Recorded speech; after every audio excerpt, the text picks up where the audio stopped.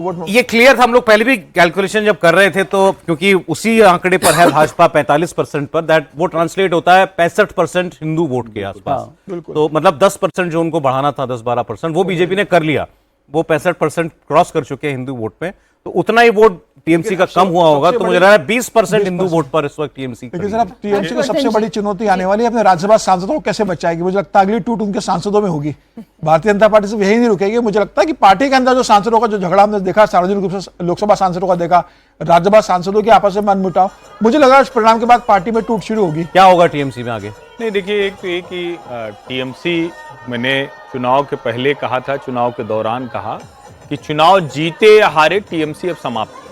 और भारतीय जनता पार्टी चुनाव जीतने जा रही है, उसकी बहुत ढेर सारी वजह है, इस पे हम लोग लगातार बात कर रहे हैं। लेकिन सबसे बड़ी वजह यही है कि ममता बनर्जी ने बंगाल के हिंदुओं को समझ लिया कि वो उनकी दया पर है। एक बयान याद कीजिए जिसमें उन्होंने कहा था कि अगर मैं नहीं होती, मैं सत्ता में हूं इसलिए आप लोग चैन से रह रहे हो, मैं नहीं होती तो क्या होता आप लोग।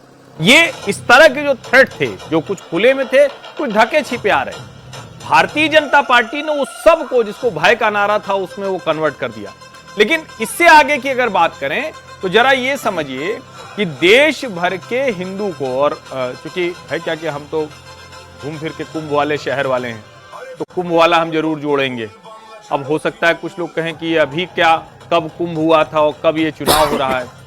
जब बिहार में गया कुंभ के बाद, तो वहां एक घर में एक डॉक्टर साहब थे, उन्होंने मुझसे कहा कि हम लोग गाड़ी से गए, बड़ी मुश्किल हुई, जाम वाम हुआ, लेकिन अच्छे से नहा के लौटे, और लगता है कि ऐसे ही पूरा देश होना चाहिए। उनकी ये जो बात थी कि ऐसे ही पूरा देश होना चाहिए, ये बंगाल तक ट्रांसलेट किया है। बंगाल के लोगों को भी लगता है कि हमारी अपनी आस्था, हमारी अपनी संस्कृति, हमारा अपना हिंदू होना।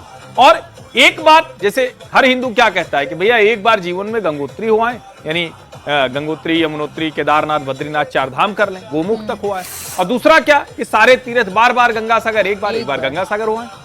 हिंदू के लिहाज से अगर सोचिए तो गोमुख से लेकर गंगा सागर तक भारतीय जनता पार्टी, यानी गंगा का जो पूरा पार्ट है, जिसको हम बार बार कहते हैं कि उसके किनारे यज्ञ, उसके किनारे ज्ञान, उसके किनारे जितने तरह के हिंदू जो उससे जुड़ी हुई चीजें हैं वो सब शामिल होती हैं, वहां तक भारतीय जनता पार्टी पहुंची। बंगाल के हिंदू को एक बात ये थी कि जो आज बंगाल सोचता है, दुनिया कल सोचती है, भारत कल सोचता है, उसको लगा कि अरे ये तो उल्टा हो गया, अब तो ये सब गड़बड़ हो रहा है, हमारी वो पहचान जिसके लिए हम जाने जाते थे वो तो खत्म हो जाएगा। और उसमें जो बांग्लादेश में जो हत्याएं हुई वो सब अपनी जगह है, लेकिन जिस तरह से वहां संगीतकारों के घर जला दिए गए, जिस तरह से वहां रविंद्र संगीत के गायकों को दौड़ाकर मार दिया गया, जिस तरह से शेख मुजीबुर रहमान की प्रतिमा पर जो काम किया गया, वो सब पश्चिम बंगाल के लोगों को दिख रहा था। ममता बनर्जी उस वक्त क्या कर रही थी, मैं खड़ी हूं, देखती हूं कौन क्या कर लेगा, एक घुसपैठिया को निकाल के दिखाओ, हम करते हैं। ये सब कुछ मिलकर एक पैकेज बना और उसका परिणाम यहां हम देख रहे हैं। और ये भारतीय जनता पार्टी के लिए बहुत बड़ा अवसर है, लेकिन चुनौती भी बहुत बड़ी है सौरभ जी, बहुत बड़ी चुनौती है। क्योंकि ये जो पावर शेयरिंग क्लास है ना, ये कांग्रेस से टीएमसी, कम्युनिस्ट और कम्युनिस्ट से टीएससी शिफ्ट होता है। भारतीय जनता पार्टी इससे कैसे निपटेगी? शुभेंदु अधिकारी अभी एक हिंदू सनातनी नेता के तौर पर दिख रहे हैं, लेकिन सबसे बड़ी चुनौती वो भी मूल कैडर राष्ट्रीय स्वयंसेवक संघ या भारतीय जनता पार्टी के नहीं है।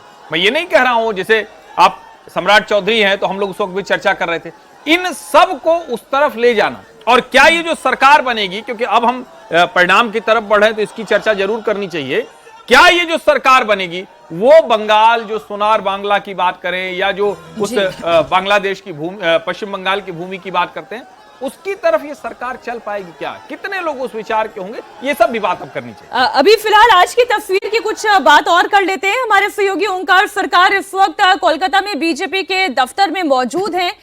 ओंकार, मुझे समझ में आ रहा है कि वहां पे हमारी बात सुनना भी बड़ा मुश्किल हो रहा होगा, क्योंकि लगातार लाउड साउंड, म्यूजिक, नाच गाना सब चल रहा है। तो जरा एक बार वहां का माहौल ही दिखाएं, दर्शकों तक पहुंचाएं। देखिए, इस वक्त हम लोग हैं सॉल्ट लेक बीजेपी पार्टी दफ्तर के बाहर। यहाँ पर जैसे कि होली शुरू हो चुका है और भगवा रंग पे यहाँ पर पूरा ढक गया है।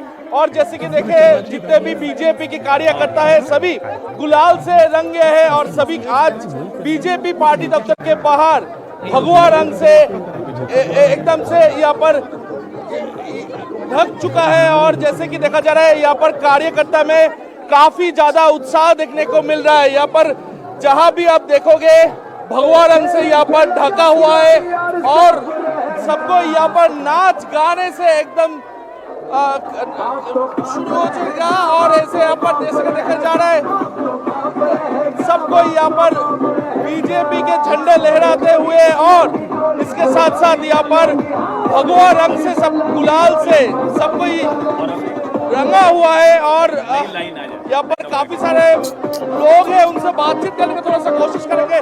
क्या कहना चाहेंगे भाई, क्या कहना चाहेंगे?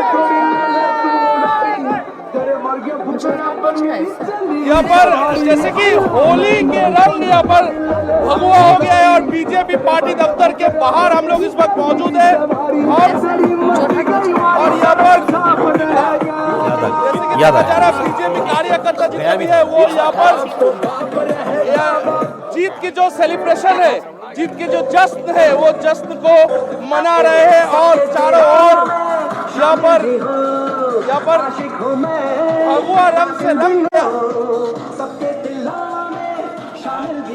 बिल्कुल ओंकार, तस्वीरें हम लगातार देख रहे हैं और बीजेपी दफ्तर में आज तो जश्न का माहौल है। अब देखना है दिल्ली दफ्तर में भी जब प्रधानमंत्री नरेंद्र मोदी आएंगे तो फिर वहां पे क्या तैयारियां थोड़ा होती ज्यादा हैं। खुल के जश्न मना रहे हैं, वहां इतना नहीं कर पाएंगे लेकिन जोश इतना ही होगा। प्रधानमंत्री जी की वो बात याद रखिए, बिहार चुनाव के बाद उन्होंने कहा था कि बिहार की गंगा जो है बंगाल तक पहुंचेगी कि नहीं पहुंचेगी। अंग बंग कलिंग तो हो गया फिर। तीनों बीजेपी के पास आ गया तीनों उनके पास आ गए हैं। नहीं, उन्होंने शपथ ग्रहण की बात कही थी कि शपथ और ग्रहण मैं शपथ ग्रहण में आऊंगा। और देखिए ऐसे ही उड़ीसा के शपथ ग्रहण में जब उन्होंने कहा था तो हर किसी को लग रहा था कि ये तो लगभग असंभव है, नेक्स्ट टू इम्पॉसिबल है।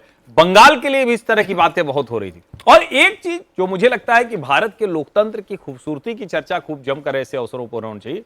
क्या सुंदर हमारा देश है, अलग अलग राज्य का अलग अलग चरित्र है, वहां के लोग तय करते हैं। कोई कहता है कि भाई रोटी पलटती रहनी चाहिए, कोई कहता है कि नहीं 10 साल देंगे 15 साल देंगे, कोई कहता है कि थोड़ा इत्मीनान से रहो, अच्छे से रहो।